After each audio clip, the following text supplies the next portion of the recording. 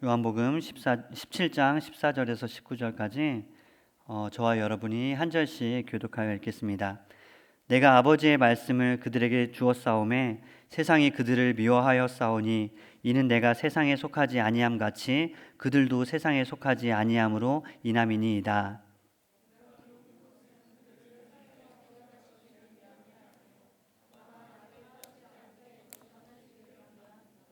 내가 세상에 속하지 아니함 같이 그들도 세상에 속하지 아니하였사옵나이다.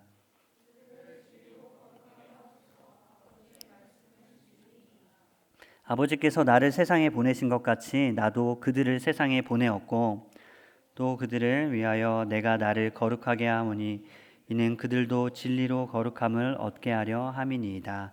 아멘. 기도하겠습니다. 하나님, 주의 말씀을 듣고자 합니다. 주의 말씀이 우리를 거룩하게 하며 주의 말씀이 우리의 영혼을 안전하게 보호한다는 것을 이 시간 기억하며 깨닫기를 간절히 원합니다. 주의 말씀으로 하나님 우리를 새롭게 하여 주시옵소서. 주의 말씀 가운데 나타난 하나님의 깊은 뜻을 우리가 헤아려 알게 하시고 그 말씀대로 살아가는 능력 또한 우리에게 허락하여 주시옵소서. 예수님의 이름으로 기도드립니다. 아멘. 하늘이 말씀의 공동체라는 제목으로 오늘 말씀을 전하겠습니다. 우리 2020년 교회에 일종의 표어가 나왔습니다. 이 앞에 현수막에 써 있는데 적혀 있는데 함께 같이 한번 크게 읽어보겠습니다. 시작. 내게 주신 땅은 아름다운 곳이라. 그 밑에 있는 말씀이 이렇습니다. 시편 16편 16절 말씀인데 내게 줄로 재어준 구역은 아름다운 곳에 있으며 나의 기업이 실로 아름답도다 라는 말씀을 가지고 올해 우리 하늘이 교회가 함께 꿈꾸고 소망하는 말씀이 바로 이 표어가 바로 이것입니다. 내게 주신 땅은 아름다운 곳이라. 여기서 말하는 땅은 사실 그냥 내가 살고 있는 거처뿐만 아니라 하나님께서 내게 허락하신 내 삶의 모든 여건과 또 형편들, 또 나에게 주신 사람들, 그리고 무엇보다도 나에게 허락하신 이 귀한 공동체, 이 모든 것들을 아우르고 있습니다.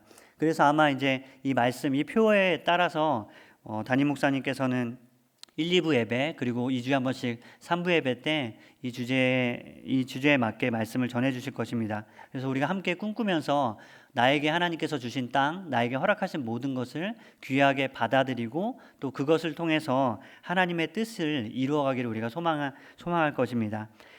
관련해서 특별히 저는 이제 한동안 이 땅을 우선은 1차적으로 공동체, 하나님께서 나에게 허락하신 이 하늘이 공동체라고 생각을 하고 우리 공동체를 우리가 하나님께서 내 영혼을 위해서 허락하신 이 아름다운 땅임을 기억하면서 이와 관련된 말씀을 함께 나누고자 합니다.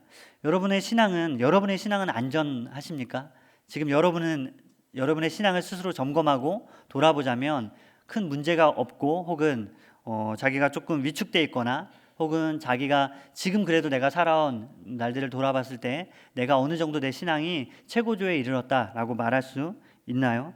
저마다 자기의 신앙을 점검할 필요가 있습니다. 그렇기 때문에 신약 성경에서도 끊임없이 강조하는 것이 있다면 자기의 신앙을 점검하고 또 점검하라는 것입니다. 내가 지금 영적으로 어떤 상태에 있는지 돌아봐야 되고 스스로를 점검하며 그리고 부족한 것이 있으면 채우고 또한 과한 것이 있으면 자중하면서 그렇게 자기의 믿음을 항상 확인하면서 우리는 신앙생활을 해야 합니다. 그런데 내 신앙을 상태를 가늠할 수 있는 여러 가지 기준과 척도가 있겠지만 그 중에서 정말 중요한 척도 중에 하나는 공동체를 향한 하나님께서 나에게 허락하신 이 공동체를 향한 나의 마음을 한번 내 스스로 돌아본다면 지금 내 신앙의 수준이 어떤지 지금 내 마음과 영적인 상황이 어떤지를 그렇게 가늠해 볼 수 있습니다. 그래서 왜냐하면은 공동체를 마음에 두고 살아가는 사람들, 공동체를 사모하며 공동체를 마음에 항상 품고 살아가는 사람들은 쉽게 여러 가지 시험이나 어려움에 흔들리지가 않습니다. 여러분, 은혜라는 것은 사실은 어떤 측면에서는 하나님의 은혜는 너무나도 크고 부유하고 아름다운 것인데 이것은 때로는 가변적입니다. 물론 이거는 우리의 입장에서 그렇죠. 하나님의 입장에서는 하나님은 항상 은혜를 우리에게 신실하게 그리고 부족함 없이 부어주시는데 그 은혜를 우리가 누리는 우리 입장에서 보면 은혜는 때로는 그 은혜를 풍성하게 누리기도 하지만 때로는 그렇지 않을 수도 있습니다. 이전에 내가 풍성하게 부유하게 누렸던 그 은혜가 지금은 내 안에서 메마른 것처럼 느껴질 때가 너무나도 많이 있습니다. 이거는 우리가 신앙생활을 해본 사람들은 대부분 알고 있고 경험하는 바라고 말할 수 있습니다. 그렇기 때문에 18세기에 미국의 대부흥 운동을 이끌었던 조나단 에드워즈는 은혜에 대해서 뭐라고 얘기를 하냐면 손 안에 담긴 물과 같다고 이야기를 합니다. 은혜가 손 안에 담긴 물과 같다는 것이죠. 무슨 말일까요? 손 안에 아무리 이 물을 오래 담고 있어도 자기가 열심히 이 물이 빠지지 않게 잘 지키려고 해도 이 물은 언젠가는 밑으로 스며들어서 다 사라지게 되어 있습니다. 그렇기 때문에 새로운 은혜를 계속 공급받아야 되고 그 은혜를 잘 담는 또한 신앙의 마음의 그 견고함이 필요하다는 것이죠. 그런데 이 은혜, 하나님께서 나에게 베풀어 주신 그 은혜를 보다 더 잘 담을 수 있는 방법은 뭐냐면 바로 공동체를 의지하는 것입니다. 공동체에 내 마음을 맡기고 공동체에 내 신앙을 두고 공동체 안에서 내 신앙을 성장하는 것들을 사모하고 바라보면서 나아간다면 어떤 면에서는 물론 이 은혜마저도 언젠가는 사라져서 다시 새로운 은혜를 공급받아야 하지만 매일매일 새로운 은혜를 공급받아야 하지만 그러나 그 은혜를 보다 더 안전하게 보다 더 견고하게 보존하고 지킬 수 있는 방법이 있다면 바로 공동체 안에서 나에게 베풀어 주시는 은혜, 공동체 안에서 하나님께서 나에게 주시는 그 놀라운 풍성한 부유한 복들을 내가 누리면서 살아가는 것, 그것을 사모하는 것, 이것이 바로 공동체의 유익이고 축복이라고 말할 수 있습니다. 그래서 서신서에서 보여주는 건전한 신앙의 모습을 한마디로 표현하면은 서로의 신앙이라고 말할 수 있어요. 서로. 신약성경 특별히 서신서 바울이 쓰고 또 요한이 쓰고 뭐 이런 서신서들을 보면은 서로라는 표현이 굉장히 많이 나옵니다. 그래서 어떻게 보면은 신앙생활은 서로 함께 하는 거구나. 서로가 서로에게 좋은 영향을 미치고 서로가 서로에게 배우고 서로가 서로를 권면하면서 하는 것이 신앙생활이구나라는 것을 우리가 그렇게 단편적으로 이해할 수도 있습니다. 그것이 틀린 이해가 아닙니다. 그래서 신앙생활은 어떤 면에서 서로 함께하는 신앙생활이라고 말할 수 있죠. 또한 우리가 하누리 공동체를 정말 중요하게 여겨야 되는 이유는 먼저 그것을 하나님 자신에게서 우리가 찾을 수 있어요. 공동체의 기원은 바로 하나님 자신입니다. 기독교의 독특성은 우리가 믿는 하나님이 한 분 하나님인데 분명히 우리는 한 분 하나님을 믿는데 그 한 분 하나님이 세 분이라는 것이죠. 성부 하나님, 성자 하나님, 성령 하나님, 그 세 분으로 세 인격으로 존재하신다는 것이 바로 기독교 신앙의 독특성이 바로 여기에 있습니다. 그리고 이 세 분이 함께 존재하는 것의 핵심은 바로 친밀한 교제라고 말할 수 있습니다. 이 세 분이 한 분으로 존재하시는데 이거는 우리가 머리로 다 이해할 수 없습니다. 그냥 그렇게 받아들이시면 돼요. 세 분이 한 분으로 존재하시는데 어떻게 존재하시느냐? 같이 존재하시는 것의 핵심은 뭐냐면 바로 서로 친밀한 교제를 나누면서 그렇게 하나님께서도 존재하신다는 것이죠. 그렇기 때문에 우리가 하나님을 믿는다는 것은 하나님 안에 있는 공동체성을 받아들이고 하나님 자신이 바로 사회성을 가지신 분이라는 것을 우리가 받아들이고 우리 역시 공동체에 속하기를 기뻐하며 우리 역시 함께 믿음 생활하는 것을 하나님의 은총으로 여기며 살아간다는 거라고 말할 수 있습니다. 그래서 하나님께서는 하나님의 자녀를 구원하시되 공동체 안에서 또한 교회, 특별히 이 교회를 통해서 하나님은 하나님의 자녀를 구원하십니다. 그리고 그 거듭난 하나님의 자녀가 믿음을 지키는 결정적인 방법이 있다면 바로 공동체 안에 안전하게 머무는 것이 우리의 믿음을 지키는 가장 확실한 방법이라고 말할 수 있죠.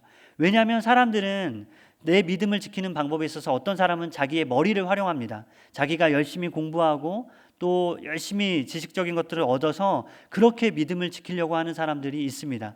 물론 이것은 올바른 태도이고 이것은 건전하고 좋은 것입니다. 그러나 그것만 의지한다면 믿음을 지킬 수가 없습니다. 아무리 하나님에 대한 지식이 충만하고 성경에 대한 지식이 해박하다 하더라도 공동체를 의존하지 않고 공동체 안에서 믿음을 지키지 않고 혼자서 그냥 성경을 묵상하고 배우고 신학 공부를 아무리 많이 해도 그 사람은 언젠가는 믿음의 시련을 만났을 때 그 믿음의 시련을 이겨낼 수 있는 힘을 얻을 수가 없습니다. 지식으로는 고난을 이겨낼 수도 없고 지식으로는 여러 가지 회의감을 극복할 수 있는 힘을 얻을 수 없습니다. 또한 어떤 사람은 감정적으로 신앙생활을 하는 사람들이 있습니다. 그래서 혼자서 찬양하는 것, 찬양 듣는 것도 굉장히 좋아하고 뜨거운 체험을 하나님 앞에 구하며 여러 가지 은사들을 하나님 앞에 구하고 또 그것들을 실제로 누리고 맛보고 그렇게 그 기쁨으로 신앙생활을 하는 사람들도 또한 있습니다. 그런데 그것의 한계는 또한 무엇이냐면 바로 그것도 마찬가지죠. 그것만으로는 내 믿음을 온전히 지킬 수가 없다는 것입니다. 그런 영적인 체험이 아무리 있어도, 영적인 체험을 크게 해도 그 영적인 체험마저도 무색할 정도로 강한 시련이 언젠가 우리는 맞닥뜨리게 되어 있습니다. 때로는 현실의 문제가 너무나도 커서 그런 성경의 지식이나 아니면 영적인 거룩한 체험들, 이런 것들이 아무런 힘을 발휘하지 못할 정도로 큰 믿음의 시련, 절박한 현실을 만나는 경우가 있습니다. 그때 우리의 믿음을 붙잡아 주는 것이 있다면 바로 공동체라고 말할 수 있어요. 그때 내 마음은 연약해져 있고 내 마음은 회의감에 빠져 있고 심지어 내 마음은 믿는 사람들에 대한 실망과 좌절과 절망으로 가득하지만 그때 누군가가 공동체 안에 있는 누군가가 나를 붙잡아주고 그때 공동체 안에서 누군가가 나에게 권면을 해주면 다시 회복될 수 있는 기회를 얻을 수 있고 다시 그 사람은 공동체 안에서 회복되는 것을 우리가 바라보기도 합니다. 그렇기 때문에 공동체 안에 머무는 것이 우리의 믿음을 지킬 수 있는 가장 확실한 방법이라고 말할 수 있죠. 그래서 저는 당분간 공동체에 대해서 살펴보고자 합니다. 2020년 교회, 우리 하누리교회의 전체 방향과 비전 그리고 소망과 함께 우리가 공동체를 꿈꾸며 이 공동체를 사모하고 공동체 안에 베풀어 주시는 그 하나님의 은혜를 마음껏 누리고 그 안에서 살아가기를 소망합니다. 그 마음으로 우리가 공동체에 대해서 살펴볼 텐데, 그래서 오늘 첫 번째로 우리가 살펴보는 공동체의 모습은 뭐냐면 바로 우리는 말씀의 공동체, 하나님의 말씀의 공동체로 모인다는 것이죠. 오늘 본문 요한복음 17장은 예수님께서 이제 고난을 당하시고 십자가에 달리기 직전에 마지막에 제자들 생각하면서 하나님 앞에 올려드리는 기도의 내용입니다. 그래서 이 기도를 예수님의 대제사장적인 기도다라고 그렇게 얘기하기도 하죠. 대제사장이 하는 일은 뭐냐면 모든 백성들의 죄와 아픔과 그들의 고통을 가지고 대신 하나님 앞에 나아가는 것이 대제사장의 사명입니다. 그렇기 때문에 예수님은 바로 지금 그것을 하고 있습니다. 모든 제자들과 하나님을 믿는 또 예수님의 제자라고 하는 모든 사람들의 아픔을 아시고 그들의 아픔에 공감하시고 그들의 아픔을 가지고 예수님이 하나님 앞에 대신 대표로 간절히 기도하는 내용이 바로 오늘의 말씀 요한복음 17장 전체의 내용이라고 말할 수 있죠. 특별히 요한복음 우리가 읽은 14절에서 19절은 예수님께서 세상을 떠나시기 전에 하나님의 말씀에 대해서 어떻게 생각하시는지 또 제자들을 생각하면서 하나님의 말씀을 제자들에게 주신 이유가 무엇인지를 우리에게 잘 알려주고 있습니다. 여기서 예수님은 당신의 제자들에게 줄 수 있었던 가장 큰 선물 한 가지를 남겨주고 이제 떠나시는데 그것이 뭐냐면 바로 아버지의 말씀, 하나님의 말씀이 예수님이 제자들에게 줄 수 있는 가장 큰 선물이라는 것을 우리에게 알려줍니다. 14절 제가 읽어보겠습니다. 14절 내가 아버지의 말씀을 그들에게 주었사오매 세상이 그들을 미워하였사오니 이는 내가 세상에 속하지 아니함 같이 그들도 세상에 속하지 아니함으로 인함이니이다. 14절에 보면은 여기서 그들에게라는 표현이 나오는데 그들에게라는 표현은 바로 성경이 이 하나님의 말씀이 그리스도인들 개개인에게 줬을 뿐만 아니라 바로 그들에게, 그러니까 복수의 특정한 대상이죠. 바로 교회 공동체에 주신 것이 바로 하나님의 말씀이라는 것을 우리가 알 수 있습니다. 예수님이 단지 여기에서 내가 하나님의 말씀, 아버지의 말씀을 그 사람에게 줬습니다 라고 말하지 않고 내가 아버지의 말씀을 나의 제자들, 나의 이름으로 함께 모인 그들에게 내가 나의 말씀을 주었습니다. 하나님의 말씀을 주었습니다 라고 말하죠. 그래서 우리가 먼저 생각해야 되는 것이 있다면 이 공동체에 하나님이 예수님께서 우리에게 주신 가장 귀한 선물이 있다면 그것은 바로 하나님의 말씀입니다. 우리가 하나님의 이름으로 모였을 때 하누리 교회라는 그 교회 안에 모였을 때 우리 안에 중심은 무엇이냐면 바로 하나님의 말씀이라는 것이죠. 우리가 세상의 다른 단체나 기관과 구분되는 지점이 바로 여기에 있습니다. 오늘 본문에서 예수님께서 가르쳐 주신 교회의 정체성을 설명하자면 오늘 본문의 표현으로 설명하자면 이렇게 말할 수 있어요. 세상에 보냄을 받았으나 세상에 속하지 않은 사람들이라고 말할 수 있습니다. 우리의 정체성이 바로 거기에 있습니다. 우리는 세상에 보냄을 받았습니다. 그러나 세상에는 속하지 않은 사람들, 오늘 그 표현이 계속 반복해서 나옵니다. 세상에 보냈으나 세상에 속하지 아니하였습니다라고 막 여러 번 나오죠. 이게 의미하는 바가 뭘까요? 세상에 속하지 않았다는 것이 어떤 의미일까요? 이건 뭐냐면 우리는 세상의 원리와 요구에 따라서 살지 않는다는 것이죠. 이 세상이 우리에게 노골적으로 또 때로는 은근히 요구하고 부추기는 삶의 방식들이 있어요. 돈과 힘으로 모든 것을 평가하라고 세상이 우리에게 부추깁니다. 또한 누군가를 바라볼 때 그 내면에 있는 진실함이나 그 내면에 있는 순수함, 그 열정, 그것으로 바라보는 것이 아니라 그가 얼마나 많은 것을 소유했느냐, 그가 얼마나 사회적으로 어떤 지위에 있느냐, 또 어떤 학교 출신이냐, 어디 지역 출신이냐, 이것을 가지고 사람들을 바라보게 자꾸만 세상이 우리를 부추깁니다. 그래서 우리는 세상의 그 부추김에 거기에 마음을 뺏겨서 정말로 그렇게 바라보죠. 그가 뭘 가졌는지, 그의 외모는 어떤지, 그의 외적인 조건들은 어떤지로 그것으로 그 사람을 평가하는 경우들이 너무나도 많이 있습니다. 그런 세상에서 교회는 전혀 다른 원리와 다른 요구에 따라서 살아가는 사람들이 바로 교회에 모여있는 공동체에 속한 하나님의 자녀인데, 그 전혀 다른 원리, 세상 사람들이 생각하는 그 원리와 요구가 아니라 전혀 다른 요구, 원리가 무엇일까요? 그게 바로 하나님의 말씀이라는 거죠. 돈과 힘이 아닌 말씀에 내 삶의 중심을 둔 사람들이 바로 여기에 모이는 것입니다. 그런 사람들이 모이니까 자연스럽게 우리 모임에서 가장 중요한 것은 바로 하나님의 말씀이 되죠. 하나님의 말씀. 우리 모임을 교회라고 말할 수 있느냐, 그렇지 않느냐는 여기에서 바로 갈리는 것입니다.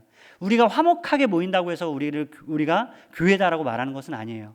단지 우리의 모임이 역동적이고 우리가 한 꿈과 한 비전을 가지고 같이 열심히 일하는 그런 열정을 가지고 모인다, 공동의 목표를 가지고 모인다고 해서 우리가 교회라고 말할 수 있는 것은 아닙니다. 물론 우리가 모였을 때 서로 사랑하고 화목하고 이해하고 용서해야 되죠. 그러나 그것만 있다고 해서 우리의 모임을 교회라고 말할 수 있는 것은 아니에요. 그럼 교회가 교회되기 위해서 필요한 것은 바로 무엇일까요? 바로 하나님의 말씀이라는 거죠. 교회가 얼마나 화목하냐, 그렇지 않으냐, 우리가 어떤 공동의 목표를 가지고 그렇게 역동적으로 살아가냐, 그렇지 않으냐, 이것이 중요한 게 아니라 우리 안에 무엇이 있느냐, 하나님의 말씀이 우리 안에 머무느냐, 그렇지 않으냐, 이것이 정말로 중요하다는 것입니다. 그렇기 때문에 여러분, 우리는 교회의 성도로 모였습니다. 교회의 성도로 모인 여러분의 마음 안에 하나님의 말씀이 중요한 자리를 차지하고 있나요? 우리의 모임 가운데 우리의 모임의 대화의 중심과 또한 우리의 관심이 하나님의 말씀을 배우고 말씀대로 살아가며 그 말씀을 즐거워하는 것, 이것이 우리 모임의 최대의 관심사인가요? 이것을 우리는 돌아봐야 합니다. 우리가 이제 서로 친교하고 화목하게 지내기 위해서 임원들이 많이 고민하고 또 여러 가지 이야기들을 나눠서 이제 동아리 모임 같은 걸 갖기로 했어요. 기대하는 바가 큽니다. 볼링도 할 거고 보드게임도 할 거고 그림도 그리고 또 여러 가지 활동들을 하는데, 그러면서 우리가 사모해야 되는 것은 우리가 하나 되는 것이고 함께 친교하며 서로 알아가는 것이죠. 그러나 그럼에도 불구하고 이 모든 좋은 목적과 동기가 있지만, 그럼에도 불구하고 가장 중요한 것이 있다면 우리를 이끄는 힘, 우리를 하나 되게 하는 원동력은 바로 말씀, 하나님의 말씀이라는 것입니다. 그래서 물론 우리가 모일 때마다 볼링 치러 모였는데 말씀 한 구절 나누고 볼링 치고 막 그럴 필요는 없어요. 물론 그런 필요는 없지만 그럼에도 불구하고 우리의 중심에는 하나님의 말씀이 있어야 되고, 우리가 한 말씀을 공유하기 때문에 함께 즐거워하고, 한 말씀 안에서 우리가 함께 하나님의 복을 누리기 때문에 우리가 서로 같이 취미생활도 나누면서 그렇게 즐거워한다는 것을 우리가 기억해야 합니다. 우리가 만나서 대화하고 함께 삶을 나누는 모든 시간과 공간에 하나님의 말씀이 중심을 차지할 수 있도록 우리는 구해야 합니다. 구해야 되고, 또한 우리가 그렇게 노력을 해야 되고, 우리가 그렇게 우리의 대화도 자꾸만 바꿔나가야 되는 것이죠. 여러분, 만약에 우리끼리 모였는데 세상 사람들 모이면은 하는 얘기가 연령대에 따라 다른데 10대들은 대부분 연예인 이야기를 할 것이고, 20대에는 20대도 연예인과 또 취업 이야기, 그리고 연애 이야기, 이런 얘기 할 거고, 30대부터는 직장생활하는 힘든 이야기와 또 점점 부동산 이야기, 여러 가지, 남자들은 모이면 스포츠 이야기 많이 하는데, 물론 그런 이야기를 하면서 서로 공감대를 형성하고 대화를 나누는 것도 좋습니다. 그러나 그럼에도 불구하고 항상 우리가 기억해야 될 것은 우리의 모임의 중심에는 하나님의 말씀이 있어야 되고, 그 말씀이 우리를 이끌어야 된다는 것을 우리가 기억해야 되죠. 여러분, 우리가 하나 될 수 있는 강한 힘이 어디에 있나요? 우리는 저마다 다 취미도 다릅니다. 어떤 사람은 축구를 좋아하지만 그렇지 않은 사람도 있고, 어떤 사람은 수다 막 이런저런 이야기를 하면서 그냥 삶을 나누고 대화하는 걸 좋아하지만 어떤 사람은 그렇지 않은 사람도 있어요. 그러나 그럼에도 불구하고 우리가 하나라고 말할 수 있는 것, 하나 되는 것을 추구하고 우리가 하나됨을 누린다고 말할 수 있는 이유는 뭐냐면, 단 한 가지 가장 거룩한 공통의 관심사, 바로 하나님의 말씀이 우리의 중심에 있을 때 우리는 우리의 모임이 교회 공동체고 우리가 하나님 안에서 모였다고 말할 수 있습니다.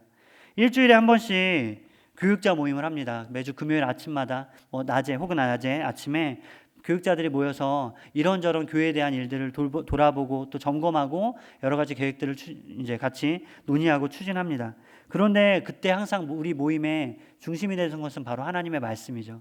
담임 목사님께서 한 주 동안 묵상하셨던 말씀들을 우리에게 나누시면서 부교육자들로서 또한 우리가 하나님의 말씀을 섬기는 사람으로서 우리도 함께 그 말씀 안에서 누리고 기뻐하고, 먼저는 우리의 사역의 중심이, 사역의 동기가 하나님의 말씀과 하나님의 사랑이기를 담임 목사님께서 가르쳐 주시고 촉구하십니다. 그러면 우리는 다시 한번 하나님의 말씀으로 우리 사역자들도 하나 되고, 우리의 중심이, 우리의 사역의 중심과 우리의 모임과 우리의 교회를 간절하게 지키는 것이 바로 하나님의 말씀이라는 것을 우리는 항상 확인하고 그렇게 열심히 일을 하는 것입니다. 이것은 말씀을 가장 최우선에 두겠다는 결심이자 어떻게 보면 상징이라고도 말할 수 있죠. 우리의 셀 모임도 그랬으면 좋겠습니다. 우리의 셀 모임, 우리는 모여서 서로 근황을 이야기합니다. 제가 지난번에 한번 보니까 어느 셀에 들어가서 같이 이야기를 하다 보니까 한 7명 정도가 모였는데 한 주 동안 어떻게 살았는지를 얘기하다 보니까 오후 5시가 되더라고요. 그래서 너무 궁금해서 다음 주는 어떻게 모였나라고 어떤 얘기를 했나 또 궁금하니까 또 한 주 살았던 이야기를 또 나누다 보니까 또 그렇게 됐다고 얘기를 하던데, 여러분들의 삶이 얼마나 역동적으로 변하길래 매주 그렇게 많은 이야기할 것이 많은지 모르겠습니다. 그런데 정말 중요한 것이 있다면, 우리가 한 주의 삶을 나누고 서로 고민했던 것들, 서로 겪었던 여러 가지 어려움들 이야기하는 것 정말로 중요합니다.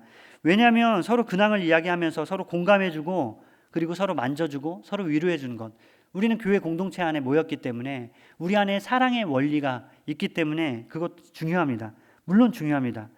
누군가 내 얘기를 들어주고 반응해주고 마음을 나누는 것은 거기에는 어떤 치료의 능력이 있어요. 그렇기 때문에 내 이야기를 허심탄회하게 이야기하고 그것들을 누가 충분히 공감해주고 들을 때 거기서 오는 마음의 시원함과 회복과 치유가 있습니다. 분명히 치유의 힘이 있어요.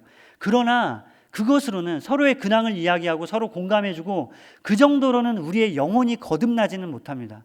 우리의 마음이 위로받을 수는 있어요. 우리의 깨진 상한 심령이 잠시 치유되고 또 마음이 시원해지는 것은 경험할 수 있어요. 내가 슬픈 이야기, 한 주 동안 겪었던 내 수많은 아픔들을 눈물까지 흘리면서 이야기할 때, 솔직하게 이야기할 때, 내 얘기를 이렇게 진지하게 들어주고 나를 이해해주고 공감해주는 사람이 있구나, 이것만으로도 내 마음의 위안과 내 마음의 회복이 가능합니다.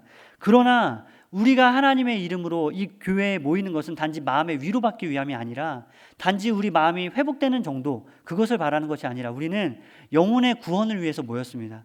우리는 영혼의 구원과 영혼의 거듭남, 이것을 위해서 모였죠.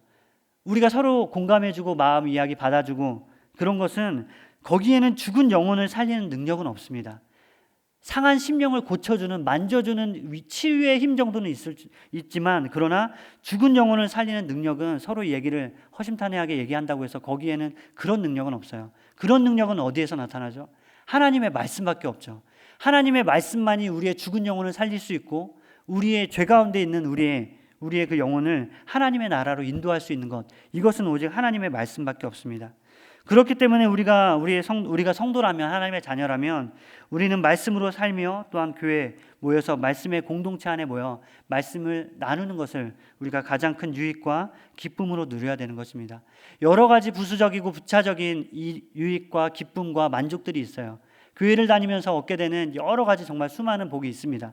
그러나 우리가 가장 큰 복, 가장 결정적인 복이 있다면, 말씀을 통해서 우리가 거듭나며 영혼의 구원을 받는 것, 이것을 우리가 가장 중심에 두고 먼저 삼아야 되는 것이죠. 그렇다면 우리가 왜 말씀을 중심으로 모이고 이 말씀으로 살아야 될까요? 오늘 예수님의 기도를 중심으로 딱 2가지 이야기할 수 있을 것 같아요. 2가지. 먼저는 하나님의 말씀이 악으로부터, 이 악한 세상으로부터 우리를 보호합니다. 15절을 다 같이 한번 읽어보겠습니다. 시작. 내가 비옵는 것은 그들을 세상에서 데려가시기를 위함이 아니요 다만 악에 빠지지 않게 보존하시기를 위함이니이다. 참으로 정말 역설적이게도 예수님은 죄가 없으신 분이잖아요. 예수님은 완전한 선이신데, 그런데 이 세상에서 예수님보다 악의 힘과 능력을 더 크게 직면한 존재는 없습니다. 예수님은 죄가 없는 분이고 완전한 선이신데도 불구하고 악과 가장 가까이 사셨고, 이 땅에서 사신 동안 악의 공격을 가장 치열하게 받으신 분이 바로 예수님이라고 말할 수 있죠. 예수님께서 태어나실 때 어떤 일이 있었죠? 예수님께서 이 땅에 태어나실 때 당시에 이스라엘을 통치하던 헤롯 대왕, 이 헤롯 대왕은 새로운 왕이 태어났다는 동방 박사들의 말을 듣고 어떻게 하죠? 근래에 태어난 모든 남자아이들, 모든 어린아이들을 다 죽이는, 다 학살하는 그런 권력의 광기를 쏟아내고 있습니다. 예수님은 이 모든 아이를 학살하는 권력의 광기를 피해서 애굽으로, 그 어린 예수님 태어나자마자 애굽으로 피신할 수밖에 없었어요. 예수님은 그 악을 피해서, 예수님 태어나자마자 어마어마한 권력이라는, 그 엄청난 권력의 악이라는, 그리고 권력이 악으로 나타날 때 어떤 광기를 보여주는지 너무나도 잘 보여주는 그 사건 한가운데 예수님이 계셨고, 예수님은 그 악을 피해서 애굽으로 내려가셨습니다. 예수님은 태어나자마자 이 강한 권력으로 응집되어 나타난 악의 힘에 직면하신 거죠. 그러니까 예수님은 본인은 죄가 없지만 악의 힘을 누구보다도 잘 알고 있었어요.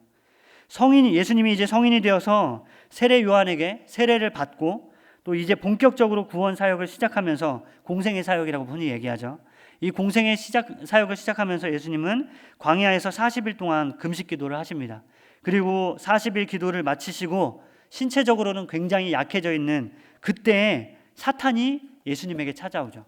사탄이 예수님에게 찾아와서 유혹을 하고 예수님을 공격하며 시험에 빠뜨립니다. 그때 예수님께서 어떻게 자신을 악에서 구원하셨나요?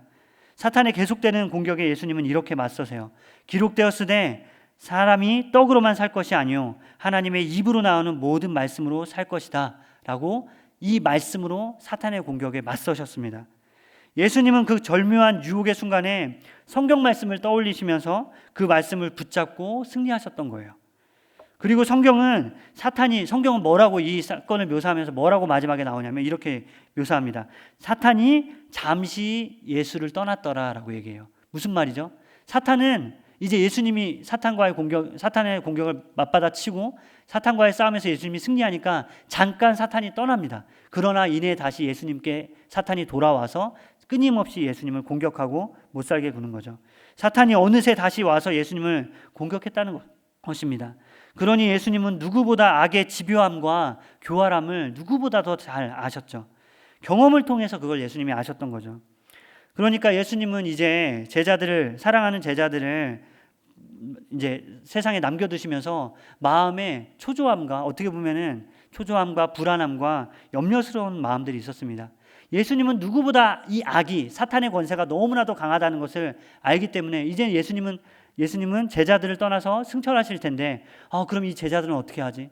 이 제자들은 여전히 연약하고 여전히 성경에 대한 지식이 부족하고 여전히 하나님 나라에 대한 지식이 완전하지 않은데, 그런데 이 부족한 제자들이 이 악의 세력으로부터 믿음을 지킬 수 있을까?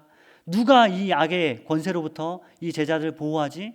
예수님은 아마 그런 염려를 하셨을 거예요. 그렇기 때문에 예수님이 그들을 악으로부터 보호하기 위해서 그들에게 주신 것이 뭐냐? 바로 하나님의 말씀이라는 거죠. 15절에 내가 비옵는 것은 그들을 세상에서 데려가시기를 위함이 아니요 다만 악에 빠지지 않게 보존하시기를 위함이니이다 라고 예수님 말씀하십니다. 예수님께서 우리를 악으로부터 보호하기 위해서 우리에게 주신 선물이 있다면 그건 바로 하나님의 말씀입니다. 여러분, 우리는 악의 권세를 결코 무시하면 안 됩니다. 악은 얼마나 집요하고 교활한지 어느 순간에 우리를 죄에 빠뜨리고 어느 한순간에 우리를 마치 믿음 없는 사람처럼 행동하게 하며 우리 안에 미움을 심어 넣어서 어제까지만 해도 사랑했던 존재인데, 어제까지만 해도 사랑하고 받아주고 용납했던 그런 믿음의 지체들인데 오늘 내가 다른 마음으로 보니까 지금 그 사람이 너무 믿게 보이고 또한 그 사람을 이해할 수 없는 그런 일이 너무나도 많이 일어납니다. 이게 사탄의 사탄의 힘과 권세가 그만큼 강하기 때문에 우리는 악으로부터 우리 스스로를 절대로 보호할 수 없어요. 그래서 하나님께서 우리를 보호하시기 위해서 주신 것이 있다면 바로 하나님의 말씀입니다. 하나님의 말씀만이 우리를 악으로부터 보호할 수 있습니다. 그래서 우리는 말씀을 기억해야 되고 우리의 모임의 중심에 말씀을 두고 말씀 앞에서 모여야 되는 것입니다. 예수님은 뭔가 해야 되는데 할 게 없다라고 그러면서 안타까워하신 것이 아니라 예수님은 확신하셨습니다. 하나님의 말씀이 이들을 보호할 수 있구나. 비록 내가 이들과 함께 할 수 없지만, 비록 나는 이제 아버지 품으로 가고 이들은, 나의 제자들은 맡겨진 사명을 감당할 때 때로는 지치고 때로는 넘어지고 때로는 좌절하고 때로는 너무나도 강한 어둠의 권세 앞에서 생명까지 잃을 그 위험에 처하겠지만, 그러나 하나님의 말씀이 이들을 지킬 거야. 그러나 하나님의 말씀이 이들을 보호하며 이들이 끝까지 이 사명을 감당할 수 있도록 그들을 지킬 것이야 라고 예수님은 확신하셨고, 이제 걱정하는 것이 아니라 오히려 하나님께 기도하면서 하나님의 말씀이 이들을 보호할 수 있음을 믿습니다. 이제 하나님의 말씀이 일하옵소서, 이 말씀으로 이들을 보호하여 주시옵소서라고 예수님은 기도하고 있는 것이죠. 그리고 예수님께서 제자들을 보호하기 위해서 한 가지 더 약속하신 게 있어요. 하나는 하나님의 말씀을 그들에게 두시겠다는 거고, 하나는 바로 보혜사 성령님을 그들에게 주시겠다는 것입니다. 16장에 보면은 보혜사 성령님에 대해서 얘기하는데, 보혜사라는 말의 뜻이 뭐냐면 돕는 자, 곁에 있는 자, 상담해 주는 자, 이런 의미를 가지고 있어요. 그러니까 성령님께서 제자들 가운데 오셔서 이제 그 연약한 제자들, 믿음을 지키고 살고 싶은데 세상의 위협 앞에서 넘어지고 쓰러지며 좌절하는 그 제자들을 성령님이 옆에서 도우셔서 지키신다는 거죠. 그런데 성령님께서 지키시는 방법은 뭐냐면 바로 하나님의 말씀을 그들에게 가르치시는 것, 그것을 가지고 제자들을 지키겠다고 예수님 말씀하십니다. 그래서 16장에 보혜사 성령님을 또 다른 방식으로 묘사하는데 뭐라고 얘기하냐면, 그분은 바로 진리의 영이다 라고 얘기를 해요. 그래서 그 진리의 영이 우리에게 오셔서 하시는 건 뭐냐면, 하나님의 말씀을 생각나게 하고 하나님의 말씀을 깨달아지게 하고 하나님의 말씀을 우리의 삶의 중심에 두게 하는 것이 바로 성령님의 역할인 거죠.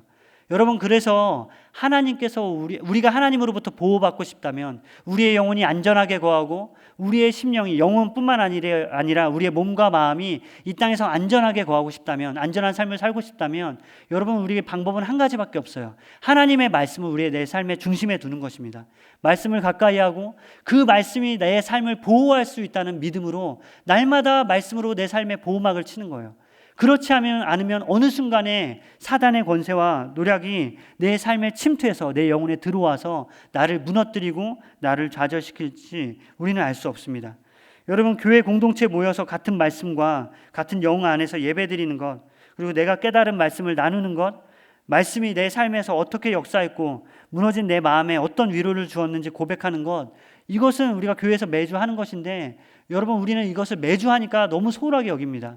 은혜 셀 모임을 할 때 누군가가 하나님의 말씀대로 어떻게 한 주 동안 살았는지, 또 어떤 은혜를 받았는지 이야기를 하는데, 이게 매주 반복되니까 우리는 그냥 그거를 그냥 습관처럼 생각하고 의뢰 그냥 그런 것으로 여기죠. 별로 소중하게 여기지 않습니다. 그러나 여러분, 이런 하나의 모습들, 하나하나의 행동들을 정말 목숨과 같이 귀중하게 여길 필요가 우리는 있어요. 왜냐하면 이런 말씀을 가까이 하고 말씀을 나누고 말씀으로 권면하고 도전하는 이 모든 행위들이 우리를 결국 안전하게 지킬 것이고 우리를 하나님의 나라로 인도할 것이 분명합니다. 그렇기 때문에 말씀을 우리의 중심에 두는 것, 우리가 말씀으로 산다는 것이 바로 이런 의미가 있습니다. 이 거룩한 활동들, 말씀을 나누고 누리고 느끼고 도전하고 하는 이 모든 활동들이 여러분을 교활한 악의 힘으로부터 보호하기를 진심으로 소망합니다. 두 번째 말씀이, 우리가 교회 공동체 안에 모였을 때 말씀이 우리 안에 역사하는 능력은 뭐냐면, 두 번째, 말씀으로 우리가 거룩해져요. 말씀이 우리를 악에서 보존한다는 것이, 말씀이 우리에게 주는 그런 어떤 소극적인 유익, 우리를 잘 지켜준다는 소극적인 유익이라면, 말씀은 또한 적극적으로 우리를 거룩하게 합니다.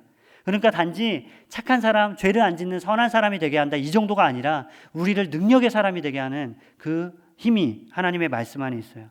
17절에 이렇게 얘기하죠. 그들을 진리로 거룩하게 하옵소서. 하나님 아버지의 말씀은 진리니이다. 하나님의 말씀은 우리를 악과 어둠으로부터 보호할 뿐만 아니라 우리의 인생을 찬란하고 영광스러운 생명력을 우리의 삶에 계속해서 불어넣는 힘이 바로 하나님의 말씀에 있다는 것을 여러분 믿으십시오. 하나님의 말씀은 우리로 하여금 죄를 짓지 않는 그냥 그럭저럭 괜찮은 사람, 그 정도가 되게 하는 것이 아니라 선한 능력과 선한 영향력을 미치며 살아가는 거룩한 사람이 되게 하는 힘이 바로 하나님의 말씀이 있습니다. 우리 중에서 시시한 사람, 그냥 그럭저럭 살아가는 것을 원하는 사람은 아무도 없을 거예요. 누구나 저마다 삶의 자리에서 영향력을 발휘하고 누군가에게 선한 능력을 미치는 행사하는, 그리고 많은 사람들에게 존경받고 인정받는 사람이 되기를 원합니다. 그런데 그 비결은 뭐냐면 바로 이 말씀의 능력으로 우리가 거룩해지면 우리는 다른 사람들이 볼 때 우리는 찬란하게 빛날 것이고, 하나님께서 우리에게 주신 영광으로 말미암아 우리는 다른 사람이 범접할 수 없는 능력의 사람이 된다는 것이 오늘 예수님의 기도에 나와 있습니다. 거룩이라는 것이 뭐죠? 거룩은 하나님의 백성이 이 땅에서 존재하는 이유라고 말할 수 있어요. 우리가 이 땅에서 왜 살아가느냐? 오늘 말씀해 보면 예수님이 제자들을 생각하면서 기도하면서, 하나님, 지금은 아직 이들이 세상에 있을 때입니다. 내가 이들을 아직은 데려갈 수 없습니다라는 기도가 계속 반복해서 나와요. 그것은 무슨 말이냐면, 예수님의 생각에는, 예수님의 마음의 소원은 뭐냐면, 예수님이 하나님의 나라에 갈 때 제자들도 같이 가면 좋죠. 제자들도 이 땅에서 고생하지 않고 예수님이 아버지 품으로 갈 때 제자들, 사랑하는 제자들도 데려가면 얼마나 좋아요. 그러나 예수님은 그럴 수 없다는 거예요. 왜? 제자들에게는 아직 이 땅에서 해야 되는 사명이 있기 때문에, 여전히 이 땅에 남아서 복음의 능력을 나타내야 되고 복음을 다른 이들에게 전하면서 하나님의 선하심을 나타내야 되는 사명이 제자들에게 있기 때문에 예수님은 제자들이 아직은 하나님께 돌아갈 때가 아니라고 분명히 예수님은 말씀하십니다. 그런데 예수님께서 그렇기 때문에 우리에게 남겨져 있는 사명이 있다면 바로 하나님의 선한 능력을 나타내면서 사는 것, 우리가 거룩한 삶을 살아갈 때 우리는 하나님께서 나에게 주신 사명대로 살아갈 수 있습니다. 여러분, 거룩하다는 말의 의미가 뭐죠? 말 그대로 직역하자면 거룩하다는 것은 다르다, 구분되다, 무엇과 다른 것을 거룩하다라고 그렇게 얘기합니다. 세상 사람들과 다른 모습으로 사는 것, 이것이 바로 거룩이죠. 거룩. 그런데 17장에 예수님의 기도를 보면 이제 예수님은 아버지께, 나는 이제 아버지께 갑니다. 그런데 제자들은 남겨둡니다라고 말하는, 그것을 통해서 알 수 있는 건 우리가 이 땅에서 거룩하게 사는 것, 이것을 위해서 예수님은 우리 이 땅에 두셨다는 거예요. 그래서 우리가 해야 되는 것 있다면 이 세상에서 다른 방식으로 살아가는 것입니다. 우리는 세상과 다른 방식으로 살고 다른 것을 추구하며 다른 것에 힘입어 살아가는 사람들, 그 사람들이 바로 우리라고 말할 수 있죠. 우리가 그렇게 다른 모습으로 살아갈 때 세상 사람들이 보면서 자극을 받는 거예요. 어떻게 저들은 저렇게 다르게 살지? 우리는 이렇게 돈 없으면 못 살 것 같은데, 우리는 세상에서 인정받으면 비참한 인생을 하려고 생각하는데, 교회 다니는 사람들, 예수의 제자라는 저 사람들은 돈 없이도 어떻게 저렇게 행복할 수 있지? 이 세상의 업적을 이루지 못했음에도 불구하고, 세상에서 비록 초라한 모습으로 살아감에도 불구하고 어떻게 저렇게 담대하게 살아갈 수 있지라고 충격을 받는 거죠. 우리의 거룩한 모습, 세상과 다른 우리의 모습을 보면서 사람들이 충격을 받고 도전을 받으며 우리를 그렇게 높이는 것입니다. 여러분, 우리는 선교하는 삶이라고 흔히 얘기를 많이 해요. 우리의 사명은 선교하는 것입니다. 복음을 전하고 하나님을 나타내고 자랑하는 것인데, 그런데 우리가 먼저 해야 되는 것이 있다면, 누군가가 선교에 대해서 이렇게 말을 했어요. 선교는 매력의 전염이라고. 우리가 무슨 말이죠? 우리가 하나님께 우리가 하나님의 매력에 빠지고 감염되면, 그리고 우리가 하나님께 심취한 그 모습을 통해서 누군가가 우리의 모습에 전염되고 그 전염이 점점 퍼져나가는 것, 그러니까 하나님을 사랑하는 그 마음이 점점 전염돼서 많은 사람에게 퍼져나가는 것이 곧 선교라고 말을 합니다. 근데 우리가 그 정도 영향력을 발휘하려면 세상 사람들과 똑같이 살면 안 돼요. 다른 사람들의 삶의 기준과 삶의 모습과는 완전히 다른 모습으로 다르게 말하고 다른 것을 추구하고 다른 것을 붙잡고 살아갈 때 세상에 도전받고 자극을 받으며 거기에서 우리의 매력에, 우리의 정말 매력적인 모습에 감염될 수 있는 것입니다. 여러분, 진지하게 믿는 모든 사람들은, 진지하게 신앙생활하는 사람들이 항상 입에 달고 사는 말이 있어요. 그 뭐냐면, 하나님의 뜻이 뭔지 모르겠어요. 하나님의 뜻을 알고 싶어요. 하나님의 뜻대로 살고 싶어요. 하나님의 뜻을 찾고 싶어요 라는 말을 많이 합니다. 우리는 하나님의 뜻에 대해서 정말 많은 관심을 가집니다. 하나님의 뜻을 알고 또 하나님의 뜻대로 살고 싶고 그 뜻을 이루고 싶다는 말들을 정말 많이 합니다. 진로를 결정하는 일이나 또 평생 함께할 배우자를 찾는 일과 관련해서 하나님의 뜻이 무엇인지를 구하고 고민하는 것은 정말로 중요해요. 그런데 이건 정말 좋은 태도지만, 그런데 여기에서 한 가지 위험이 있는데, 한 가지 오해하는 경우들이 있는데, 마치 하나님의 뜻을, 하나님이 나를 위해서 짝지어 놓은 사람이 있고 하나님이 나를 위해서 마련해 놓으신 직업이 있고 학교가 있어서 그것이 무엇인지를 고민해서 찾는 것처럼, 마치 숨겨진 길을 찾아가는 것처럼 그렇게 오해하는 사람들이 있습니다. 그러나 하나님의 뜻대로 살아간다는 것, 하나님의 뜻을 찾는다는 것은 그렇게 숨은 그림 찾기 하듯이 숨겨진 내 진로를 결정하는 것, 정하는 것이 아닙니다. 우리는 무엇이든지 할 수 있어요. 어떤 학교를 가도 되고 어떤 직업을 선택해도 되고 어떤 사람과 만나도 괜찮습니다. 그 과정에서 충분히 기도하고 고민했다면 다 열려 있어요. 하나님의 뜻은 그런 게 아니라, 하나님의 뜻에 대해서 성경이 명확하게 얘기하는데 데살로니가전서에 보면 이렇게 말하죠. 하나님의 뜻은 이것이니 곧 너희의 거룩함이라 라고 말합니다. 하나님의 뜻은 바로 이거예요. 우리가 어떤 학교를 가든 어떤 직업을 택하든 누구와 살든 그것이 중요한 게 아니라 그 자리에서 하나님의 거룩함을 드러내면서 사는 것, 그 자리에서 믿음을 지키면서 살아가는 것, 그것이 하나님께서 우리에게 두신 하나님의 뜻이고 우리가 찾고 발견해야 되는 하나님의 뜻이라고 말할 수 있습니다. 내가 하나님의 거룩하심을 나타낼 수 있는가? 우리는 여기에 최대한 많은 관심을 보여야 돼요. 그런데 그 방법이 뭐냐? 하나님의 말씀. 하나님의 말씀을 가까이 하고 그 말씀 중심으로 살아가는 것, 우리의 모임 가운데 하나님의 말씀이 임하기를 간절히 소망하는 것, 이것이 바로 하나님의 뜻을 우리가 이루는 가장 확실한 비결이라고 말할 수 있습니다. 여러분, 우리는 예배를 드리기 위해서 이 자리에 모였습니다. 마무리하면서 이런 생각을 했으면 좋겠는데, 예배는 천국의 축제라는 말을 흔히 합니다. 예배는 천국에서 누리는 기쁨을 미리 맛보는 것이다 라고도 이야기하죠. 지난주 담임 목사님의 설교를 빗대어 얘기하자면 예배는 천국에서 맛보는 그 풍성한 음식의 에피타이저와도 같습니다. 그러니까 예배에 필요한 것이 있다면 음식이에요. 예배는 축제이기 때문에. 축제와 잔치에 만약에 푸짐한 음식이 빠져 있다면 그것은 온전한 축제라고 말할 수 없습니다. 아무리 화려한 잔치도 거기에 맛있는 음식이 없다면 그 잔치는 온전한 잔치라고 말할 수 없죠. 잔치의 핵심은 음식이고 그리고 그 음식이 우리에게 기쁨을 공급하죠. 그런데 성경은 바로 하나님의 말씀이 그 즐거운 잔치에 참여하는 사람들이 모였을 때 거기에 차려진 음식이라고 그렇게 이야기를 합니다. 우리는 예배의 잔치로 모였어요. 그런데 음식을 먹어야 되겠죠. 그 축제에 모였으면 맛있는 푸짐한 풍성한 음식을 먹어야 되는데 그것이 바로 하나님의 말씀이라는 거예요. 만약에 우리가 잔치에 참여했는데 어떠한 말씀의 기쁨과 감격과 깨달음도 없이 그냥 돌아간다면 잔치집에 왔는데 다른 사람들이 기뻐하는 것만 보고 돌아가는 그런 안타까운 상황과 똑같습니다. 여러분, 구약시대에 하나님을 만나는 곳을 바로 성소라고 하는데 이 성소 안에는 여러 가지 상징물들이 있어요. 하나님을 만나는 장소니까 중요한 상징물들이 있는데 그 중에 진설병이라는 떡이 있습니다. 이거는 성소 안에 잘 모셔둔 떡인데 이 떡이 상징하는 것이 바로 하나님의 임재 앞에서 먹고 마시며 즐거워하는 그 잔치의 음식이 바로 이 떡이 상징하는 그 음식이라고 말할 수 있죠. 이 원리가 동일합니다. 하나님은 우리를 잔치에 초대하셨어요.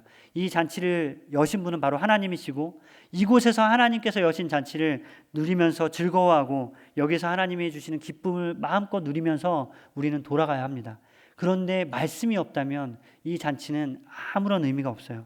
말씀이 없는 잔치, 맛있는 음식이 없는 잔치가 우리를 오히려 배고프게 하고 오히려 비참하게 하는 것처럼 우리가 이곳에 왔다면 반드시 우리에게 주시는 그 풍성한 음식, 그 음식으로 말미암아 기쁨을 누리기를 소원합니다. 여러분, 저는 단언합니다. 우리의 삶에 지금 기쁨과 만족이 없다면 그것은 우리 영혼이 말씀을 풍성히 누리지 못하기 때문이라고 저는 말할 수 있어요. 여러분, 우리가 더 많이 가지지 못했기 때문에, 우리가 많은 것을 가지지 못했기 때문에, 아니면 많은 것을 이루지 못하고 성취하지 못했기 때문에 우리가 슬픈 것일까요? 우리가 비참한 것일까요? 아니요, 그렇지 않습니다. 그런 건 상관이 없어요. 여러분, 많이 가져도 불행한 사람이 있고 많은 업적을 이뤘어도 여전히 메마른 삶을 살아가는 사람들이 있습니다. 정말 중요한 것은 뭐냐면 우리가 말씀을 누리면서 살아가느냐, 말씀의 풍성한 복이 내 안에 지금 있느냐 없느냐, 바로 이것이죠.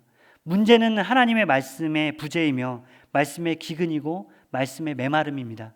여러분, 이 시간 구해야 될 것이 있다면 바로 그거예요. 하나님, 우리의 공동체가 말씀의 공동체 되길 원합니다. 하나님이 하늘의 교회가 주의 이름으로 모이는 그 자리에 다른 어떤 것보다 하나님이 먼저 우리에게 말씀을 주시고 우리가 이 말씀 안에서 주님이 주시는 그 풍성한 은혜의 잔치의 기쁨을 누리면서 살아갈 수 있도록 주님 우리에게 은혜를 베풀어 주시옵소서라고 우리가 날마다 구하며 그것을 구하는 마음으로 우리는 모여야 되는 것입니다. 여러분, 말씀의 공동체를 사랑하세요. 이 공동체가 여러분에게 안전한 이유는 뭐냐면 여기에 하나님의 말씀이 있기 때문입니다.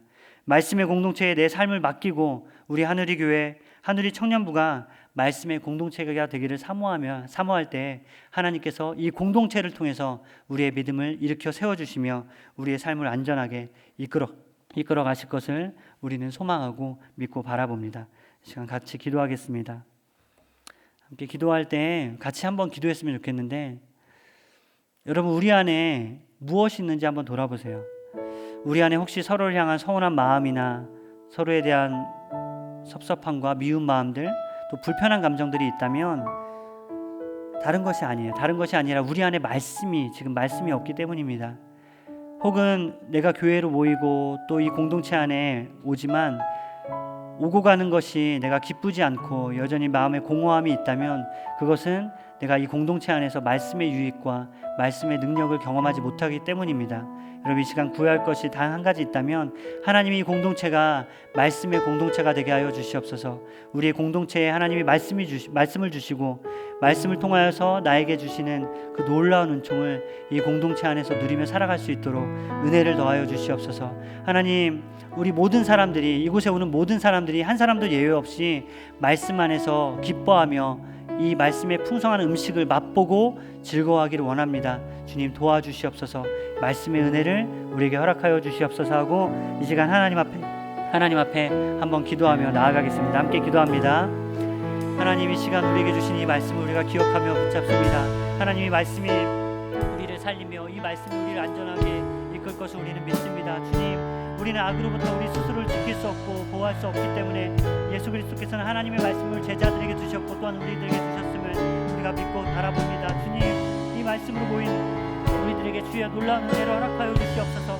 우리는 여전히 연약하고 믿음이 부족하지만 그러나 말씀이 있기 때문에 우리 안에 소망이 있고 이 말씀으로 말미암아 우리가 하나님을 바라보며 하나님의 나라를 꿈꾸며 나아갑니다. 주여, 역사하여 주시옵소서. 말씀 가운데 임하시는 하나님의 능력을 우리가 바라보게 하시고 말씀의 이 풍성한 잔치에 우리가 참여하는 자 되게 하여 주시옵소서. 어느 한 사람도 이 잔치집에 와서 그냥 하나님 배고픈 모습 그대로, 배고픈 상태 그대로 영혼의 굶주림을 가지고 그대로 돌아가는 자 없도록 주께서 우리를 불쌍히 여겨주시고 하나님께서 우리에게 베풀어 주신 이 풍성한 복을 누리며 함께 기뻐하는 믿음의 자녀 될 수 있도록, 이 공동체 될 수 있도록 주께서 역사하여 주시옵소서.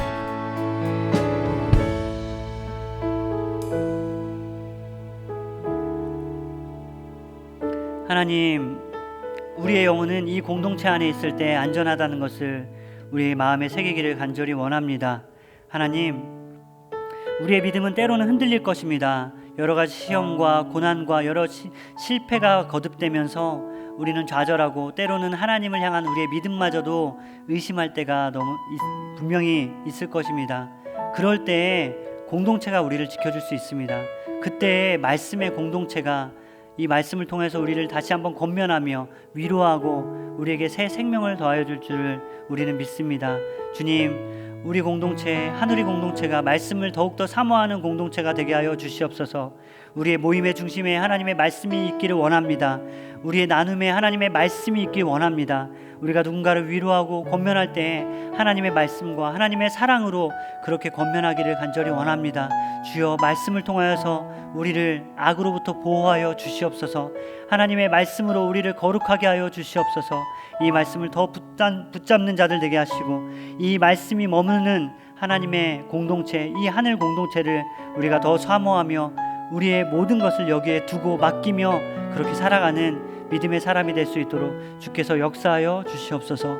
우리에게 말씀하시며 이 말씀을 통해서 우리를 거듭나게 하신 예수 그리스도의 이름으로 기도드립니다. 아멘. 이제는 우리 주 예수 그리스도의 은혜와 하나님의 사랑과 성령님의 함께 하심이 말씀의 공동체 안에 머물기를 기뻐하며 이 공동체에 주시는 말씀을 사모하고 듣고 기억하며 그 말씀대로 살아가기를 다짐하는 모든 우리 청년들과 성도들 위해 이제로부터 영원토록 함께 있을지어다.